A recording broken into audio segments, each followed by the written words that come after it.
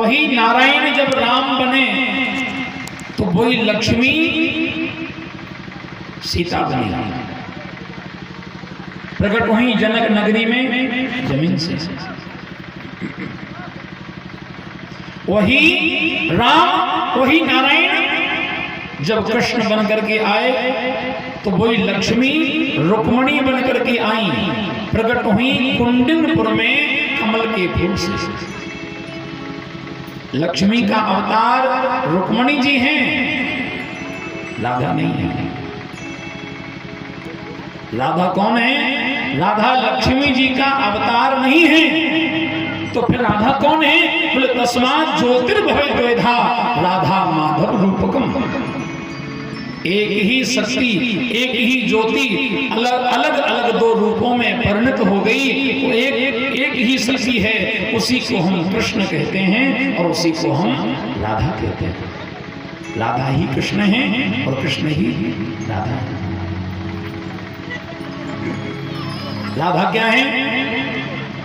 भगवान की आह्लादनी शक्ति है। जैसे आपके शरीर के अंदर जो शक्ति है वो किसी को दिखाई देती है क्या? आपके हाथों में शक्ति है, पैरों में शक्ति है, आंखों में, कानों में, शरीर के अंदर शक्ति है, दिखती तो नहीं है ना। जैसे कानों की श्रवण शक्ति कमजोर हो जाए तो सुनाई नहीं देता, आंखों की नेत्र शक्ति, नेत्र ज्योति खत्म हो जाए तो आप एक नहीं 25 चश्मा लगा लो तो भी दिखाई नहीं देगा। कानों की शक्ति खत्म हो जाए तो 20 मशीन लगाओ तो भी सुनाई नहीं देगा। हाथ पैरों की शक्ति खत्म हो जाए, शरीर की शक्ति खत्म हो जाए बुढ़ापे में तो आप कितनी कोशिश करो, आप पलंग से उठ के खड़े भी नहीं हो सकते। शरीर तो वही है लेकिन शक्ति खत्म हो गई। और आपके शरीर की अगर शक्ति नहीं है तो आप बिना शक्ति के जीवन में कुछ भी नहीं कर सकते, है ना। बुढ़ापे में लोग कहते जब पलंग से उठते ना बने तो लोग कहते भैया क्या करें, अब शक्ति नहीं बची उठने की, बोलने की, चलने की हिम्मत नहीं बची। शक्ति लेकिन वो शक्ति किसी को दिखती नहीं है। दिखती तो नहीं है ना, है अंदर विद्यमान है लेकिन दिखती नहीं है। उसी प्रकार भगवान श्री कृष्ण के शरीर के अंदर की जो शक्ति है,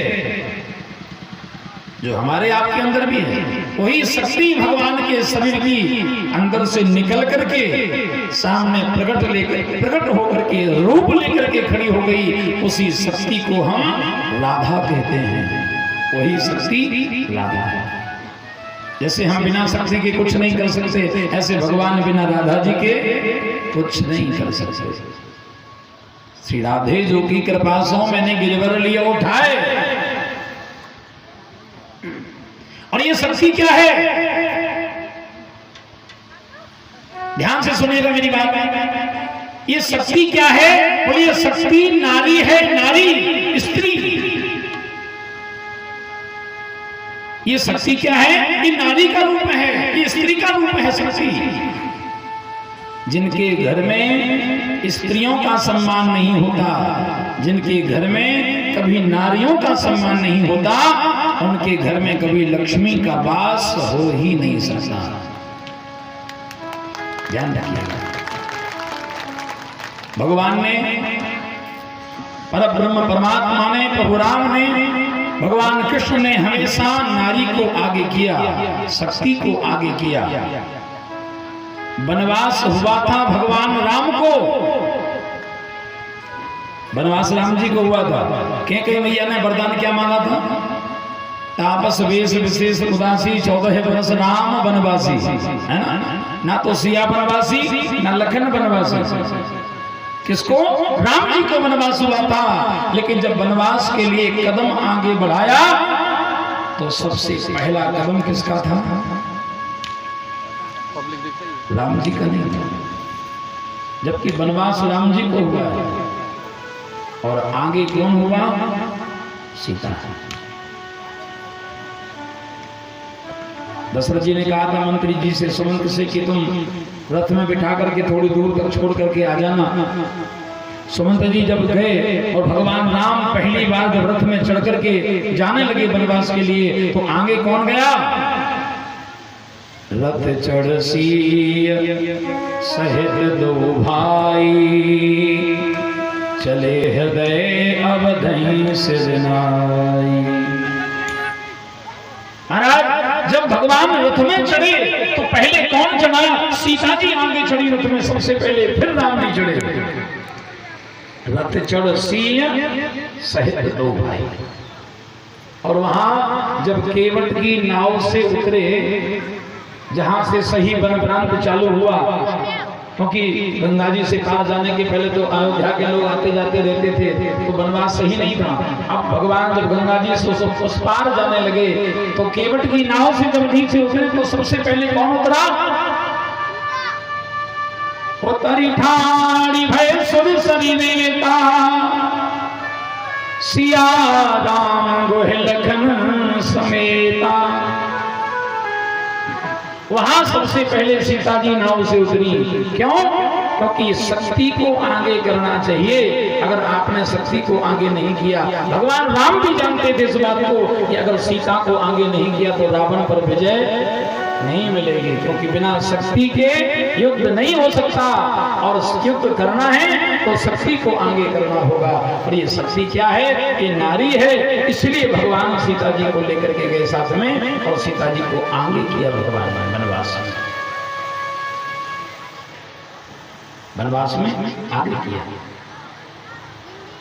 मैं आपको बताऊं, बहुत सारे लोग, मैंने सुना कई लोगों के मुंह से, लोग कहते महाराज हिंदू धर्म में, हिंदू समाज में, भारत देश में स्त्रियों का सम्मान ही नहीं है, भारत देश में महिलाओं का सम्मान नहीं। बहुत सारे लोग कहते हैं इस बात को।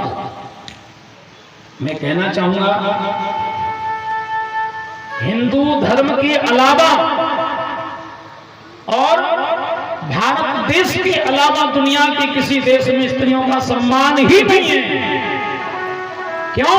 क्योंकि हमारा भगवान स्त्रियों का सम्मान करता हुआ आया है। दुनिया के किसी भी धर्म को उठा करके देख लीजिए, इस्लाम में अल्लाह होता है, अल्लाह। लेकिन आपने सुना कभी अल्लाह की कोई अल्ली होती है क्या? सुना है? नहीं सुना। किसी भी धर्म को उठा करके देख लीजिए, किसी भी धर्म में स्त्री की पूजा नहीं होती। चाहे वो इस्लाम धर्म हो, चाहे वो ईसाई, कोई किसी भी, तमाम 50 धर्म चल रहे हैं दुनिया में, किसी भी धर्म में स्त्री की पूजा नहीं होती। लेकिन हिंदू धर्म में राम जी की पूजा अकेले नहीं होती, सीता जी के साथ ही होती है। कृष्ण की पूजा अकेले नहीं होती, कृष्ण की पूजा राधा रानी के साथ ही होती है। इकलौता धर्म है हमारा सनातन धर्म, जहां पहले पूजा स्त्री की होती है। भगवान का नाम अकेले नहीं लिया जाता और पहले भी नहीं लिया जाता। हम लोग भगवान का नाम लेते हैं तो राम सीता तो नहीं कहते, क्या कहते? सीताराम। श्याम राधे तो नहीं कहते, क्या कहते? राधे श्याम। शंकर गौरी तो नहीं कहते, क्या कहते? गौरी शंकर। नारायण लक्ष्मी तो नहीं कहते, क्या कहते? लक्ष्मी नारायण। पहले सीता का नाम, फिर राम का नाम, पहले राधा का नाम, फिर कृष्ण का नाम, पहले गौरी जी का नाम, फिर शंकर जी का नाम, पहले लक्ष्मी जी का नाम, फिर नारायण का नाम। ये हमारे सनातन धर्म की संस्कृति है। ये भारत देश के संस्कार हैं, जहां स्त्रियों की पूजा की जाती है।